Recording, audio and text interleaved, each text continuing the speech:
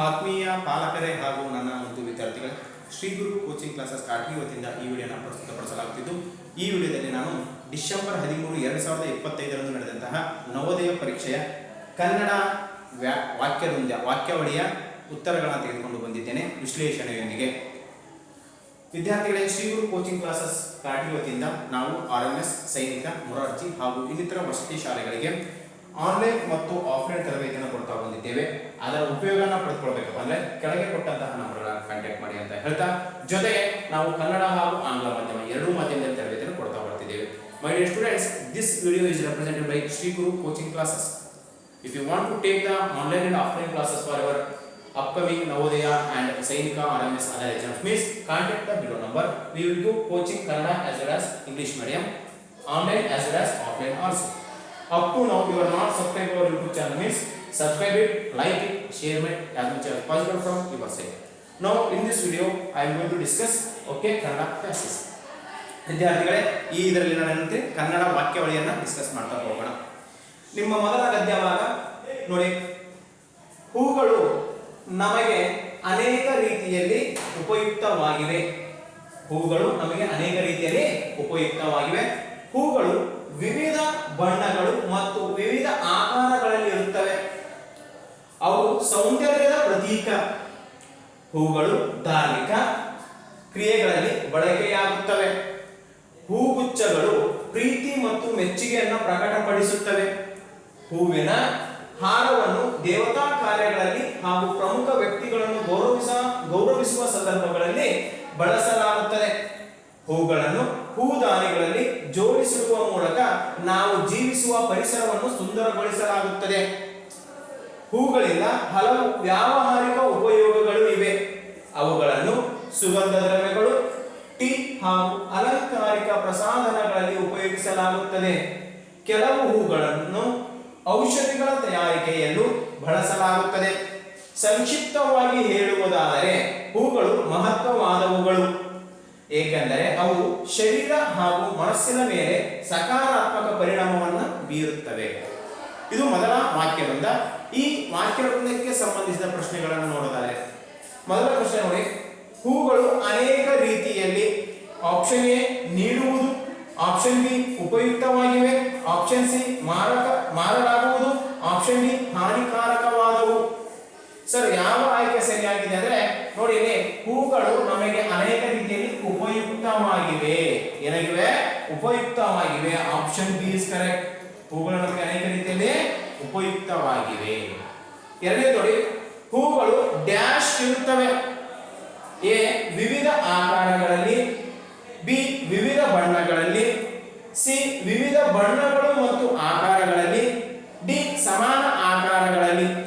Okay ನೋಡಿ, ಎರಡನೇ ವಾಕ್ಯ, ಹೂಗಳು ವಿವಿಧ ಬಣ್ಣಗಳು ಮತ್ತು ವಿವಿಧ ಆಕಾರಗಳಲ್ಲಿರುತ್ತವೆ. ಬಣ್ಣಗಳು ಮತ್ತು ವಿವಿಧ ಆಕಾರಗಳಲ್ಲಿರುತ್ತವೆ. Option B is correct. ಮುಂದಿನ ಪ್ರಶ್ನೆ ನೋಡೋದಾದ್ರೆ ವಿದ್ಯಾರ್ಥಿಗಳೇ, ಹೂಗಳ ವ್ಯಾವಹಾರಿಕ ಉಪಯೋಗಗಳು. ಆಪ್ಷನ್ ಎ ಟೀ, ಸುಗಂಧ ದ್ರವ್ಯಗಳು ಮತ್ತು ಅಲಂಕಾರಿಕ ಪ್ರಸಾಧನಗಳ ತಯಾರಿಕೆ, ಬಿ ಹೂದಾನಿಗಳಲ್ಲಿ ಜೋಡಿಸಿರುವುದು, ಸಿ ಹೂವಿನ ಹಾರಗಳನ್ನು ತಯಾರಿಸುವುದು, ಡಿ ಪ್ರಾರ್ಥನೆ ಮತ್ತು ಪೂಜೆಗಳಲ್ಲಿ. ನೋಡಿ, ಹಾಗಾದ್ರೆ ಇಲ್ಲಿ ಹೂಗಳನ್ನು ಎಲ್ಲಿ ಬಳಸ್ತಾರೆ ಅಂತ ಕೇಳಿದರೆ ನೋಡಿ, ಹೂಗಳಿಂದ ಹಲವು ವ್ಯಾವಹಾರಿಕ ಉಪಯೋಗಗಳು ಇವೆ.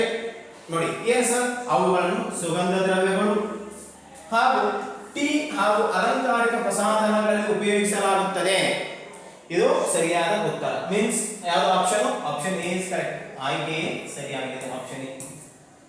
ನೆಕ್ಸ್ಟ್, ಡ್ಯಾಶ್ ಹೂಗಳನ್ನು ಔಷಧಿಗಳನ್ನು ತಯಾರಿಸಲು ಉಪಯೋಗಿಸುತ್ತಾರೆ. ಎಲ್ಲಾ ಹೂಗಳನ್ನು, ಕೆಲವು ಹೂಗಳನ್ನು, ವರ್ಣರಂಜಿತವಾದ ಹೂಗಳನ್ನು, ಸಣ್ಣ ಹೂಗಳನ್ನು. ಸರ್, ಯಾವುದು ಸರಿಯಾಗಿದೆ ನೋಡಿ? ಕೆಲವು ಹೂಗಳನ್ನು ಔಷಧಿಗಳ ತಯಾರಿಕೆಯಲ್ಲೂ ಬಳಸಲಾಗುತ್ತದೆ. ಅಂದ್ರೆ ಕೆಲವು ಹೂಗಳು, ಅದು ಉತ್ತರ ಆಗಿದೆ. ಯಾವುದು? ಕೆಲವು ಹೂಗಳು. Option B. ನೆಕ್ಸ್ಟ್ 65ದ್ದು, ಪರಿಣಾಮ ಪದದ ಅರ್ಥ. ನೆನಪಿಟ್ಕೊಳ್ಳಿ, ಪರಿಣಾಮ. ಆಪ್ಷನ್ ಎ ಬಲ, ಆಪ್ಷನ್ ಬಿ ಪ್ರಭಾವ, ಆಪ್ಷನ್ ಸಿ ಕಾರ್ಯ, ಆಪ್ಷನ್ ಡಿ ಗುದ್ದು. ಆದರೆ ಸರ್ ಯಾವುದು ಸರಿಯಾಗಿದೆ ಅಂತಂದ್ರೆ ನೋಡ್ರಿ ಕಡೆ ಆಪ್ಷನ್ ಬಿ ಪ್ರಭಾವ. ಯಾಕೆ ಸರ್? ಸರ್ ಅದರ ಪರಿಣಾಮ ಜಾಸ್ತಿ ಆಗಿದೆ ಸರ್, ಅದರ ಪ್ರಭಾವ ಜಾಸ್ತಿ ಆಗಿದೆ ಸರ್ ಅಂತ ನಾವು ಬಳಸ್ತೀವಿ. ಅಂದ್ರೆ ಪರಿಣಾಮ ಮತ್ತು ಪ್ರಭಾವ ಒಂದೇ ಅರ್ಥವನ್ನ ಕೊಡ್ತವೆ. ಓಕೆ ವಿದ್ಯಾರ್ಥಿಗಳೇ, ನಿಮ್ಮ ಮುಂದಿನ ವಾಕ್ಯವೃಂದಕ್ಕೆ ಹೋಗುವುದಾದ್ರೆ ನಿಮ್ಮ ಮುಂದಿನ ವಾಕ್ಯವೃಂದ, ಅಂಗಡಿಯಲ್ಲಿ ಪ್ರದರ್ಶಿಸಲಾಗಿದ್ದ ಹೊಸ ಸೈಕಲ್ ಅನ್ನು ಸೋನಂ ತದೇಕ ದೃಷ್ಟಿಯಿಂದ ನೋಡುತ್ತಿದ್ದಳು. ಕೆಂಪು ಬಣ್ಣದಲ್ಲಿ ಹೊಳೆಯುತ್ತಿದ್ದ ಹೊಸ ಸೈಕಲ್ ಅನ್ನು ಕಂಡು ಆಕೆ ಬೆರಗಾಗಿದ್ದಳು. ಇದನ್ನು ಗಮನಿಸಿದ ಆಕೆಯ ತಂದೆ ನಡೆ ಇಲ್ಲಿಂದ, ನಾವು ಹೋಗೋಣ ಎಂದು ಆಕೆಗೆ ಹೇಳಿದರು. ಸೋನಂ ಕಡೆಯದಾಗಿ ಸೈಕಲ್ಲಿನ ಕಡೆ ದೃಷ್ಟಿ ಹಾಯಿಸಿ ತಂದೆಯನ್ನ ಅನುಸರಿಸಿದಳು. ಆಕೆ ಮನೆಗೆ ಹಿಂತಿರುಗಿದ ಮೇಲೆ ಹೊಳೆಯುವ ಕೆಂಪು ಸೈಕಲ್ಲಿನ ಬಗ್ಗೆಯೇ ಯೋಚಿಸುತ್ತಾ ನಿದ್ರೆಗೆ ಜಾರಿದಳು. ಮರುದಿನ ಶಾಲೆಯಲ್ಲಿ ಆಕೆ ತನ್ನ ಸ್ನೇಹಿತೆಯರ ಜೊತೆ ಆ ಕೆಂಪು ಸೈಕಲ್ಲಿನ ಬಗ್ಗೆಯೇ ಮಾತನಾಡಿದಳು. ಶಾಲೆಯಿಂದ ಮನೆಗೆ ಹಿಂದಿರುಗಿದಾಗ ಗೇಟಿನ ಮುಂದೆ ಮಿರುಮಿರುಗುವ ಹೊಸ ಕೆಂಪು ಸೈಕಲ್ ನಿಂತಿರುವುದನ್ನು ಆಕೆ ಗಮನಿಸಿದಳು. ಆಕೆ ಸಂತೋಷದಿಂದ ಜೋರಾಗಿ ಕೂಗಿ ಅಮ್ಮನನ್ನು ಹೊರಬರುವಂತೆ ಕರೆದಳು. ಆಕೆಯ ತಂದೆ ತಾಯಿಯರು ನಗುತ್ತಾ ಹೊರಬಂದು ಅದು ಆಕೆಯ ಹುಟ್ಟುಹಬ್ಬಕ್ಕೆ ಉಡುಗೊರೆ ಎಂದು ಹೇಳಿ ಆ ಸೈಕಲ್ ಅನ್ನು ಅವಳಿಗೆ ನೀಡಿದರು. ಸೋನಂ ಸಂತೋಷದಿಂದ ತನ್ನ ತಂದೆ ತಾಯಿಯರನ್ನು ಆಲಿಂಗಿಸಿಕೊಂಡಳು. ಇದು ಎರಡನೇ ವಾಕ್ಯಗಳು. ಈ ವಾಕ್ಯಗಳಿಗೆ ಸಂಬಂಧಿಸಿದ ಪ್ರಶ್ನೆಗಳನ್ನು ನೋಡಿದರೆ ನೋಡಿ ವಿದ್ಯಾರ್ಥಿಗಳೇ, ಇವಾಗ ಈ ವಾಕ್ಯಗಳಿಗೆ ಅರ್ಥವಾಗುತ್ತೆ. ಸೋನಂ ಡ್ಯಾಶ್ ಜೊತೆ ಅಂಗಡಿಗೆ ಹೋಗಿದ್ದಳು. ಯಾರ ಜೊತೆ ಹೋಗಿದ್ದು? ಎ ಚಿಕ್ಕಪ್ಪ, ಬಿ ಅಪ್ಪನ ಜೊತೆ, ಸಿ ಸೋದರನ ಜೊತೆ, ಡಿ ಗೆಳೆಯರ ಜೊತೆ. ನೋಡಿ ಸೋನಂ ಯಾರ ಜೊತೆ ಅಂಗಡಿಗೆ ಹೋಗಿದ್ದ ಅಂತ ನೋಡಿದ್ರೆ ಇಲ್ಲಿ ಏನಾಗುತ್ತೆ ನೋಡಿ, ತಂದೆ ಸೈಕಲ್ಲಿನ ಕಡೆ ದೃಷ್ಟಿ ಹಾಯಿಸಿ ಆಕೆಯ ತಂದೆ ಏನಲ್ಲ, ನಡೆ ಇಲ್ಲಿಂದ ನಾವು ಹೋಗೋಣ ಎಂದು ಆಕೆಯ ತಂದೆ ಹೇಳ್ತಾನೆ. ಅಂದ್ರೆ ಅಪ್ಪನ ಜೊತೆ, ಅಪ್ಪ ಅಂದ್ರೆ ತಂದೆಯ ಜೊತೆ ಹೋಗಿದ್ದಾಳೆ. ಅಲ್ಲಿಂದ ನಡೆಯಕ್ಕೆ ಯಾರು ತಂದೆ ಹೇಳ್ತಾರೆ, ಅಂದ್ರೆ ತಂದೆ ಜೊತೆ ಹೋಗಿರ್ತಾಳೆ. ನೆಕ್ಸ್ಟ್ ಪ್ರಶ್ನೆ ನೋಡೋದಾದ್ರೆ, ಸೋನಂ ಹೊಳೆಯುವ ಡ್ಯಾಶ್ ಸೈಕಲ್ ಅನ್ನು ಅಂಗಡಿಯಲ್ಲಿ ನೋಡಿ ಆಕರ್ಷಿತಳಾದಳು. ಆಪ್ಷನ್ ಎ ಕೆಂಪು, ಆಪ್ಷನ್ ಬಿ ಹಸಿರು, ಆಪ್ಷನ್ ಸಿ ಹಳದಿ, ಆಪ್ಷನ್ ಡಿ ಕಪ್ಪು. ಅಂದ್ರೆ ಅದು ಯಾವ ಬಣ್ಣದ್ದಾಗಿರೋ ಸೈಕಲ್ ಅಂತ ಕೇಳಿದರೆ ಇಲ್ಲಿ ನೋಡಿ, ಕೆಂಪು ಬಣ್ಣದಲ್ಲಿ ಹೊಳೆಯುವ ಸೈಕಲ್ ಅನ್ನು ನೋಡ್ತಾಳಾಕಿ. ಆದ್ದರಿಂದ ಆಪ್ಷನ್ ಯಾವುದು ಸರಿಯಾಗಿದೆ? ಆಪ್ಷನ್ ಎ ಕೆಂಪು. ನೋಡಿ, ಸೋನಂಗೆ ಆಕೆಯ ತಂದೆ ತಾಯಿಗಳು ಹೊಸ ಕೆಂಪು ಸೈಕಲ್ ಅನ್ನು ಯಾವುದಕ್ಕೆ ಉಡುಗೊರೆಯಾಗಿ ನೀಡಿದರು? ಆಪ್ಷನ್ ಎ ಆಕೆಯ ಹುಟ್ಟುಹಬ್ಬಕ್ಕೆ, ಆಪ್ಷನ್ ಬಿ ಪರೀಕ್ಷೆಯಲ್ಲಿ ಉತ್ತೀರ್ಣವಾದದ್ದಕ್ಕೆ, ಆಪ್ಷನ್ ಸಿ ಆಕೆ ಅದನ್ನು ಇಷ್ಟಪಟ್ಟಿದ್ದಕ್ಕಾಗಿ, ಆಪ್ಷನ್ ಡಿ ಆಕೆಯ ಬಳಿ ಸೈಕಲ್ ಇಲ್ಲದಿದ್ದರಿಂದ. ನೋಡಿ ಇಲ್ಲಿ ಬಹಳಷ್ಟು ವಿದ್ಯಾರ್ಥಿಗಳು ಕೇಳ್ತಾರೆ, ಸರ್ ಎದಕ್ಕೆ ಕೊಟ್ಟಿದ್ರಂದ್ರೆ ಇಲ್ಲಿ ನೋಡಿ, ಆಕೆಯ ತಂದೆ ತಾಯಿಯರು ನಗುತ್ತಾ ಹೊರಬಂದು ಅದು ಆಕೆಯ ಹುಟ್ಟುಹಬ್ಬಕ್ಕೆ ಉಡುಗೊರೆ ಎಂದು ಹೇಳಿ, ಹುಟ್ಟುಹಬ್ಬಕ್ಕೆ ಉಡುಗೊರೆ ಅಂತ ಹೇಳ್ತಾರೆ. ಅಂದ್ರೆ ಇದನ್ನ ಎಲ್ಲಿ ಕೊಟ್ಟಿರ್ತಾರೆ? ಹೊಸ ಸೈಕಲ್ ಅನ್ನ ಆಕೆಯ ಹುಟ್ಟುಹಬ್ಬಕ್ಕೆ ಕೊಟ್ಟಿರ್ತಾರೆ ಉಡುಗೊರೆಯಾಗಿ. ಮುಂದಿನ ಪ್ರಶ್ನೆ ನೋಡೋದಾದ್ರೆ, ಸೋನಂ ತನ್ನ ಸಂತೋಷವನ್ನು ಹೇಗೆ ಪ್ರಕಟಿಸಿದಳು, ಹೇಗೆ ಎಕ್ಸ್ಪ್ರೆಸ್ ಮಾಡ್ತಾಳೆ ಅಂತ? ತಂದೆ ತಾಯಿಯರನ್ನು ಆಲಂಗಿಸಿಕೊಂಡು, ಆಪ್ಷನ್ ಬಿ ತನ್ನ ತಂದೆ ತಾಯಿಯರನ್ನು ಧನ್ಯವಾದಗಳನ್ನು ಹೇಳುತ್ತಾ, ಸೈಕಲ್ನ ಸುತ್ತ ತಿರುಗಾಡಿ, ಆನಂದದಿಂದ ಕುಣಿದಾಡಿ. ನೋಡಿ ಆಕೆಗೆ ಸಂತೋಷ ಆಗಿರೋದು ಆಕೆ ಹೇಗೆ ವ್ಯಕ್ತಪಡಿಸ್ತಾಳೆ ಅಂದ್ರೆ ನೋಡಿ, ಆ ಸೈಕಲ್ ಅವಳಿಗೆ ನೀಡಿದರು. ಸೋನಂ ಸಂತೋಷದಿಂದ ತನ್ನ ತಂದೆ ತಾಯಿಯನ್ನು ಆಲಂಗಿಸಿಕೊಂಡಳು. ಆ ಖುಷಿಗೆ, ಆ ಸಂತೋಷವನ್ನು ಯಾವ ರೀತಿ ವ್ಯಕ್ತಪಡಿಸ್ತಾಳೆ? ಆ ತಂದೆ ತಾಯಿಯನ್ನ ಆಲಂಗಿಸಿಕೊಂಡು ವ್ಯಕ್ತಪಡಿಸ್ತಾಳೆ. Option A correct. 70ನೇ ಪ್ರಶ್ನೆ, ಆಶ್ಚರ್ಯ ಎಂಬ ಪದದ ಸಮಾನಾರ್ಥಕ ನೆನಪು, ವಿಸ್ಮಿತ, ಆಘಾತ, ಭಯಗೊಳ್ಳು. ಸರ್ ಯಾವ ಕರೆಕ್ಟ್ ಆಗ್ತದೆ? ಆಶ್ಚರ್ಯ ಅಂದ್ರೆ ವಿಸ್ಮಿತನಾಗು, ಆಶ್ಚರ್ಯಚಕಿತನಾಗು. ವಿಸ್ಮಿತನಾಗು ಅನ್ನೋದೇ ಆಶ್ಚರ್ಯಚಕಿತನಾಗೋದು, ವಂಡರ್ ಅಂತಾರಲ್ಲ ಆ ಥರ ವಂಡರ್ ಆಗೋದಕ್ಕೆ ನಾವೇನಂತ ಕರಿತೀವಿ? ವಿಸ್ಮಿತ ಅನ್ನೋದಿದೆ. ಓಕೆ, ಇದು ನಿಮ್ಮ ಎರಡನೇ ವಾಕ್ಯ ವೃಂದದ ಉತ್ತರಗಳು. ನೆಕ್ಸ್ಟ್ ಮೂರನೇ ವಾಕ್ಯ ವೃಂದಕ್ಕೆ ಹೋಗೋದಾದ್ರೆ, ದೆಹಲಿಯ ರಾಷ್ಟ್ರೀಯ ವಸ್ತು ಪ್ರದರ್ಶನಾಲಯದಲ್ಲಿರುವ ಒಂದು ದಪ್ಪ ಗಾಜಿನ ಸೀಸೆಯ ಹಿಂದೆ ಇರುವ ಜಗತ್ಪ್ರಸಿದ್ಧ ನರ್ತಕಿಯ ಕಲಾಕೃತಿಯನ್ನು ಪ್ರತಿಯೊಬ್ಬರು ನೋಡಲೇಬೇಕು. ಇದು ಮೊಹೆಂಜೊದಾರೊದಲ್ಲಿ ದೊರೆತ ಅಪರೂಪದ ಕಂಚಿನ ನರ್ತಕಿಯ ಕಲಾಕೃತಿ.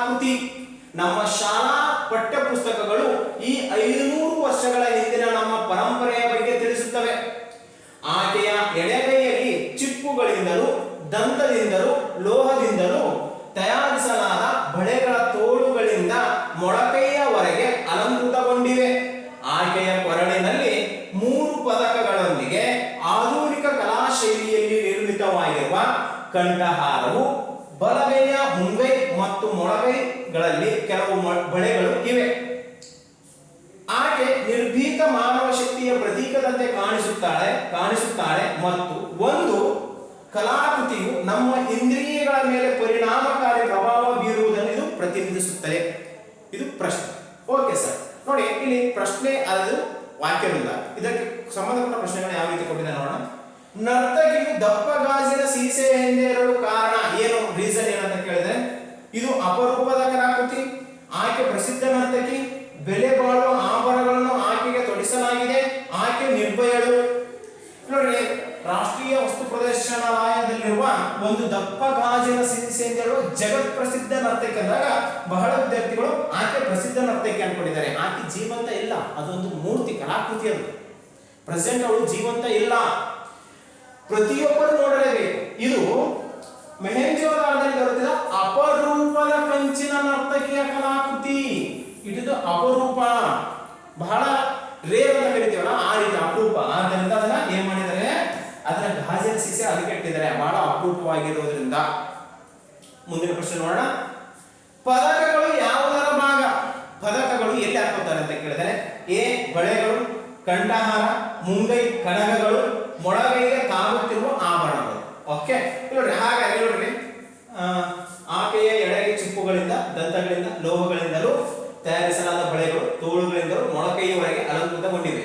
ಆಕೆಯ ಕೊರಳಿನಲ್ಲಿ 3 ಪದಕಗಳೊಂದಿಗೆ ಆಧುನಿಕ ಕಲಾಶೈಲಿಯಲ್ಲಿ ನಿರ್ಮಿತವಾಗಿರುವ ಕಂಠಹಾರವು, ಅಂದ್ರೆ ಈ ಕೊರಳಿನಲ್ಲಿ ಪದಕಗಳು ಇರ್ತಾವಲ್ಲ, ಅದೇನಿರ್ತವೆ ಕಂಠಹಾರ ಅಂತ ಹೇಳ್ತಾನೆ. ಓಕೆ ವಿದ್ಯಾರ್ಥಿಗಳೇ, ಮುಂದಿನ ಪ್ರಶ್ನೆ ನೋಡೋದಾದ್ರೆ, ಹೇಳಿಕೆ 1 ಮತ್ತು 2 ಓದಿಕೊಂಡು ಕೆಳಗೆ ನೀಡಲಾಗಿರುವ ಉತ್ತರಗಳಲ್ಲಿ ಸರಿಯಾದ ಒಂದನ್ನು ಆಯ್ಕೆ ಮಾಡಿ. 2 ಹೇಳಿಕೆ ಕೊಟ್ಟಣ, ಯಾವುದು ಕರೆಕ್ಟ್ ಯಾವುದು ರಾಂಗ್ ನೋಡಿ. ಹೇಳಿಕೆ 1, ಆಕೆಯ ಬಳೆಗಳು ಚಿಪ್ಪುಗಳು ಮತ್ತು ತೆಳುವಾದ ಲೋಹಗಳಿಂದ ತಯಾರಿಸಲ್ಪಟ್ಟಿವೆ. ಇದು ಹೇಳಿಕೆ 2, ಆಕೆ ದಂತದಿಂದ ತಯಾರಿಸಲಾದ ಕಂಠಹಾರವನ್ನು ಧರಿಸಿದ್ದಾಳೆ. ಇಲ್ಲಿ ಏನಾಗುತ್ತೆ, ಬಹಳಷ್ಟು ಕಡೆ ಬಹಳಷ್ಟು ವಿದ್ಯಾರ್ಥಿಗಳು ಏನಾಗಿದೆ ನೋಡ್ರಿ, ಇಲ್ಲಿ ಲೋಹದಿಂದಲೂ ಅಂತ ಕೊಟ್ಟಿದ್ದಾರೆ, ಬಟ್ ಸರ್ ಇಲ್ಲಿ ತೆಳುವಾದ ಲೋಹ ಅಂತ ಕೊಟ್ಟಿದ್ದಾರೆ ಸರ್ ಅಂತ ನೋಡೋದಾದ್ರೆ, ನೀವು ಇಂಗ್ಲಿಷ್ ಪ್ಯಾಸೇಜ್ ಅನ್ನು ನೋಡೋದಾದ್ರೆ ಥಿನ್ ಮೆಟಲ್ ಅಂತ ಬಳಸಿದ್ದಾರೆ, ತೆಳುವಾದ ಲೋಹ ಅಂತ ಬಳಸಿದರೆ. ಆದ್ದರಿಂದ ನಾವೇನಾಗುತ್ತೆ, ನೀವು ಎಕ್ಸಾಮ್ ಅಲ್ಲಿ ಹೇಳೋದಾದ್ರೆ ಅವನು ಇಂಗ್ಲಿಷ್ ಅಲ್ಲಿ ಕೊಟ್ಟಿರುವಂತಹ ಪ್ಯಾಸೇಜ್ ಅನ್ನ ಅದಕ್ಕೆ ಸಂಬಂಧಪಟ್ಟಿದ್ದನ್ನ ಫೈನಲ್ ಮಾಡ್ತಾನೆ. ಅಕಾರ್ಡಿಂಗ್ ಟು ದಟ್, ಅಂದ್ರೆ ಇಂಗ್ಲಿಷ್ ಕೊಟ್ಟಿರೋ ಪ್ಯಾಸೇಜ್ ಅನ್ನು, ಇಂಗ್ಲಿಷ್ ಅಲ್ಲಿ ಕೊಟ್ಟಿರುವಂತಹ ಸೇಮ್ ಪ್ಯಾಸೇಜ್ ಅನ್ನು ಭಾಷಾಂತರ ಆಗಿರುತ್ತೆ. ಆದ್ದರಿಂದ ಏನಾಗುತ್ತೆ, ಆಪ್ಷನ್ 1 ಏನು ಇದಕ್ಕೆ ಸರಿ ಆಗುತ್ತೆ. ಯಾವುದು? ಆಕೆಯ ಬಳೆಗಳು ಚಿಪ್ಪುಗಳು ಮತ್ತು ತೆಳುವಾದ ಲೋಹಗಳಿಂದ ತಯಾರಿಸಲ್ಪಟ್ಟಿವೆ. 1.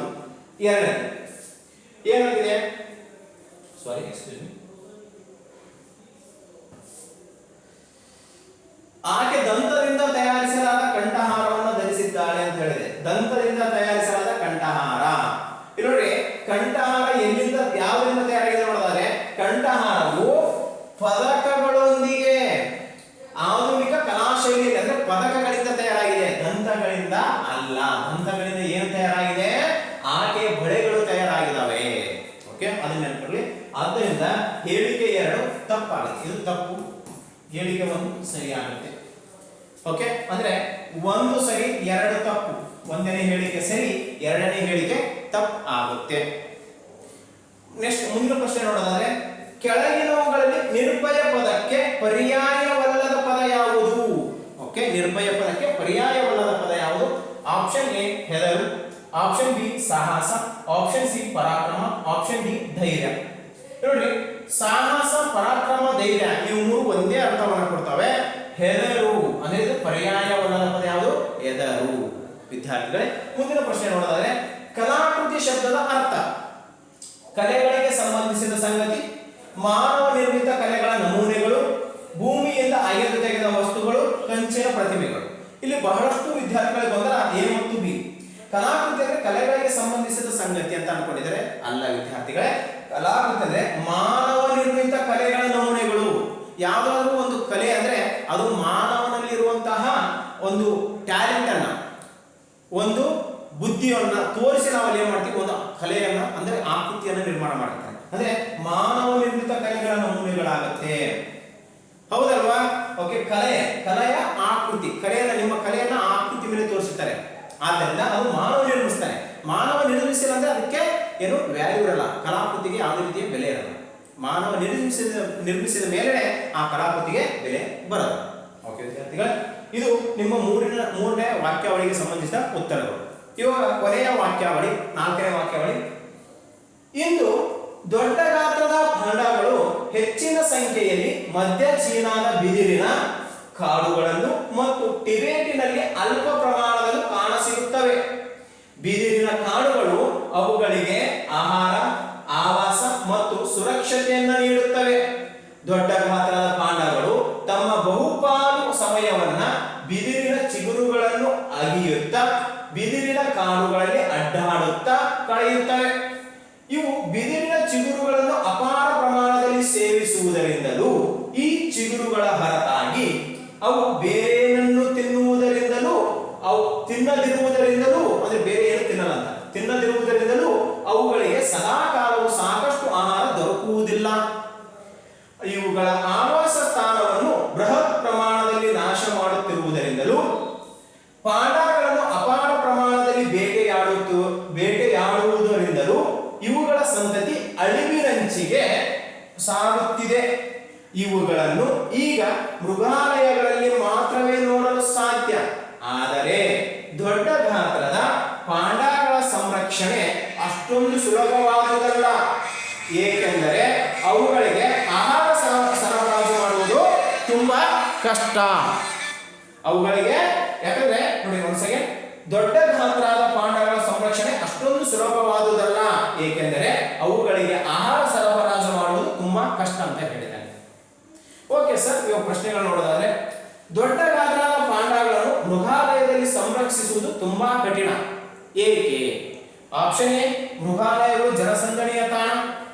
ಮೃಗಾಲಯಗಳಲ್ಲಿ ಅವುಗಳ ಮರಿಗಳನ್ನು ಪಾಲನೆ ತುಂಬಾ ಕಷ್ಟ. ಅವುಗಳಿಗೆ ಆಹಾರ ಸರಬರಾಜು ಮಾಡುವುದು ತುಂಬಾ ಕಷ್ಟ. ಪಾಂಡಗಳು ಬೇಟೆಗಾರರನ್ನು ನೋಡಿ ಹೆದರುತ್ತವೆ. ನೋಡಿ ಇಲ್ಲಿ ಏನಾಗುತ್ತೆ, ಇಲ್ಲಿ ನೋಡಿ ಇಲ್ಲಿದೆ ಏನಂತ, ದೊಡ್ಡ ಗಾತ್ರದ ಪಾಂಡಗಳ ಸಂರಕ್ಷಣೆ ಅಷ್ಟೊಂದು ಸುಲಭವಾದುದಲ್ಲ. ಯಾಕೆ ಸರ್? ಸುಲಭ ಅಂದ್ರೆ ಕಠಿಣ. ಅದು ಯಾಕೆ? ಏಕೆಂದರೆ ಅವುಗಳ ಆಹಾರ ಸರಬರಾಜು ಮಾಡುವುದು ತುಂಬಾ ಕಷ್ಟ. ಅಂದ್ರೆ option B is correct. Sorry option C is correct.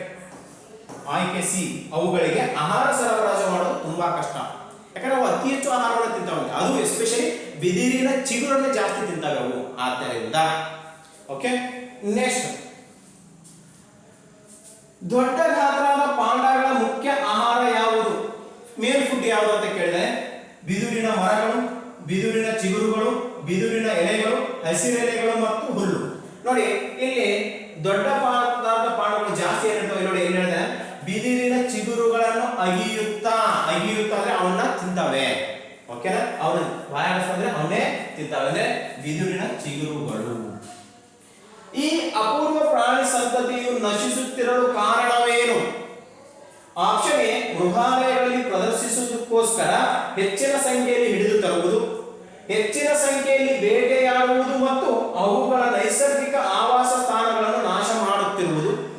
ಚೀನಾದಲ್ಲಿ ಹೆಚ್ಚಿನ ಸಂಖ್ಯೆಯಲ್ಲಿ ಬಿದಿರಿನ ಕಾಡುಗಳು ಇಲ್ಲ, ಅವು ಹುಟ್ಟಿದ ಕೂಡಲೇ ಪ್ರಾಯಶಃ ಮರಣ ಹೊಂದುತ್ತಿರುವುದು. ಅಂದ್ರೆ ಈ 4 ಉತ್ತರಗಳಲ್ಲಿ ಯಾವುದು ಸರಿಯಾಗಿದೆ ಅಂತ ನೋಡೋದಾದ್ರೆ ನೋಡ್ರಿ ಏನಾಗುತ್ತೆ, ಇಲ್ಲಿದೆ ನೋಡಿ, ಅವುಗಳ ಆವಾಸ ಸ್ಥಾನವನ್ನು ಬೃಹತ್ ಪ್ರಮಾಣದಲ್ಲಿ ನಾಶ ಮಾಡುತ್ತಿರುವುದರಿಂದಲೂ ಜೊತೆಗೆ ಪಾಂಡಗಳನ್ನು ಅಪಾರ ಪ್ರಮಾಣದಲ್ಲಿ ಬೇಟೆಯಾಡುತ್ತಿರುವುದರಿಂದಲೂ, ಇವೆರಡು ಕಾರಣ ಇದಾವೆ. ಒಂದು, ಅವುಗಳನ್ನ ನಾಶ ಮಾಡ್ತಾ ಇರೋದು, ಜೊತೆಗೆ ಇಲ್ಲೇನಾಗುತ್ತಾ ಅವುಗಳನ್ನು ನಾವು ಬೇಟೆ ಆಡ್ತಾ ಇರೋದ್ರಿಂದ ಅವುಗಳು ಏನಾಗ್ತಿದೆ ಅಂದ್ರೆ ಆವಾಸ ಸ್ಥಾನ ನಾಶ ಆಗ್ತಿದೆ. ಅವುಗಳನ್ನ ಬೇಟೆ ಆಡ್ತಿರೋದ್ರಿಂದ ಅವುಗಳು ಅಳಿವಿನಂಚಿಗೆ ಸಾಗುತ್ತಿವೆ. ಅಳಿವಿನಂಚಿಗೆ ಅಂದ್ರೆ ಅವು ಏನಾಗಿದ್ದಾವೆ ಇವಾಗ ಕಡಿಮೆ ಸಂಖ್ಯೆಯಲ್ಲಾಗಿದ್ದಾವೆ. ಕಾರಣ ಹಾಗಾದ್ರೆ ಏನಾಗುತ್ತೆ, ಅವುಗಳು ಕಡಿಮೆ ಆಗ ನಶಿಸಿ ಹೋಗುತ್ತಂದ್ರೆ ಕಡಿಮೆ ಆಗುತ್ತೆ, ನಶಿಸಿ ಹೋಗುತ್ತೆ, ಸ್ಟೆಪ್ ಬೈ ಸ್ಟೆಪ್ ಕಡಿಮೆ ಆಗ್ತಾ ಹೋಗೋದು. ಕಾರಣ ಆಪ್ಷನ್ ಬಿ, ಹೆಚ್ಚಿನ ಸಂಖ್ಯೆಯಲ್ಲಿ ಬೇಟೆಯಾಡುವುದು ಮತ್ತು ಅವುಗಳ ನೈಸರ್ಗಿಕ ಸ್ಥಾನಗಳನ್ನು ನಾಶ ಮಾಡುತ್ತಿರುವುದು. ಮುಂದಿನ ಪ್ರಶ್ನೆ ನೋಡಿದರೆ, ಕೆಳಗಿನವುಗಳಲ್ಲಿ ಯಾವುದು ವಿಶಾಲ ಶಬ್ದ ಶಬ್ದ ಅಂತ ಕೇಳಿದ್ದೇನೆ. ಅಂದ್ರೆ ವಿಶಾಲ ಶಬ್ದದ ಅಪೋಸಿಟ್ ವಿರುದ್ಧ ಯಾವುದು? ವಿಶಾಲ ಅಂದ್ರೆ ದೊಡ್ಡ, ಹೆಚ್ಚು, ಕಡಿಮೆ, ನೀಳ. ನೋಡಿ ದೊಡ್ಡ, ಹೆಚ್ಚು, ನೀಳ ಇವು ಮೂರು ಒಂದೇ ಅರ್ಥವನ್ನು ಕೊಡ್ತವೆ. ಏನಂದ್ರೆ ಜಾಸ್ತಿ, ಹೆಚ್ಚಾಗಿದೆ ಅಂತ ಕೊಡ್ತವೆ. ಕಡಿಮೆ ವಿರುದ್ಧ ಶಬ್ದ ಯಾವುದು? ಕಡಿಮೆ. ವಿಶಾಲ ಅಂದ್ರೆ ಅದರ ವಿರುದ್ಧ ಪದ ಯಾವಾಗುತ್ತೆ? ಕಡಿಮೆ ಆಗುತ್ತೆ. ಮೃಗಾಲಯವು ಡ್ಯಾಶ್. ಓಕೆ, ಆಪ್ಷನ್ ಎ ಪಕ್ಷಿಗಳನ್ನು ಪಂಜರದಲ್ಲಿ ಬಂಧಿಸಿಡುವ ಸ್ಥಳ, ಪ್ರಾಣಿಗಳು ಆಹಾರ ಸೇವಿಸಿ ವಿಶ್ರಾಂತಿ ಪಡೆಯುವ ಸ್ಥಳ, ಮಕ್ಕಳು ಪ್ರಾಣಿಗಳಿಗೆ ಮನರಂಜನೆ ನೀಡಲು ಹೋಗುವ ಸ್ಥಳ, ಪ್ರಾಣಿ ಮತ್ತು ಪಕ್ಷಿಗಳನ್ನು ಬೋನುಗಳನ್ನು ಪಂಜರದಲ್ಲಿ ಇಡುವ ಸ್ಥಳ. ಅಂದ್ರೆ ನೋಡಿ, ಪಕ್ಷಿಗಳನ್ನು ಪಂಜರದಲ್ಲಿ ಇಡೋದು ಬರಲ್ಲ. ಯಾಕಪ್ಪ ಅಂತಂದ್ರೆ ಬರೀ ಪಕ್ಷಿಗಳು ಇರಲ್ಲ ಮೃಗಾಲಯದಲ್ಲಿ, ಪ್ರಾಣಿಗಳು ಇರ್ತವೆ, ಪಕ್ಷಿಗಳು ಇರ್ತವೆ, ಎರಡು ಇರ್ತವೆ. ಅವನ್ನ ಬೋನಿನಲ್ಲೂ ಇಡ್ತಾರ, ಪಂಜರದಲ್ಲೂ ಇಡ್ತಾರ. ಆದ್ದರಿಂದ ಆಪ್ಷನ್ ಡಿ ಸರಿಯಾದ ಉತ್ತರ ಆಗುತ್ತೆ. ಇದು ನಿಮಗೆ ಕನ್ನಡಕ್ಕೆ ಸಂಬಂಧಿಸಿದ 4ನೇ ವಾಕ್ಯವೃಂದಕ್ಕೆ ಸಂಬಂಧಿಸಿದ ಉತ್ತರ ಆಗಿದೆ. ವಿದ್ಯಾರ್ಥಿಗಳೇ, ಓಕೆ, ಶ್ರೀ ಗುರು ಕ್ಲಾಸ್ ಕೋಚಿಂಗ್ ಕ್ಲಾಸಸ್ ಕಡೆಯಿಂದ ನಿಮಗೆ ಇನ್ನೂ ಹೆಚ್ಚಿನ ತರಗತಿಗಳು ಬೇಕಪ್ಪ ಅಂತಂದ್ರೆ ಓಕೆ, ನೀವು ಶ್ರೀ ಗುರು ಕೋಚಿಂಗ್ ಕ್ಲಾಸಸ್ ಯೂಟ್ಯೂಬ್ ಚಾನಲ್ ಅನ್ನು ಸಬ್ಸ್ಕ್ರೈಬ್ ಮಾಡಿ, ಲೈಕ್ ಮಾಡಿ, ಜೊತೆಗೆ ಕೆಳಗೆ ಕೊಟ್ಟಂತಹ ನಂಬರ್ಗಳನ್ನು ಕಾಂಟ್ಯಾಕ್ಟ್ ಮಾಡಿ ಅಂತ ಹೇಳ್ತಾ ಮುಂದಿನ ವಿಡಿಯೋದಲ್ಲಿ ಮತ್ತೆ ನಾವು ನೀವು ಭೇಟಿಯಾಗೋಣ. ಧನ್ಯವಾದಗಳು.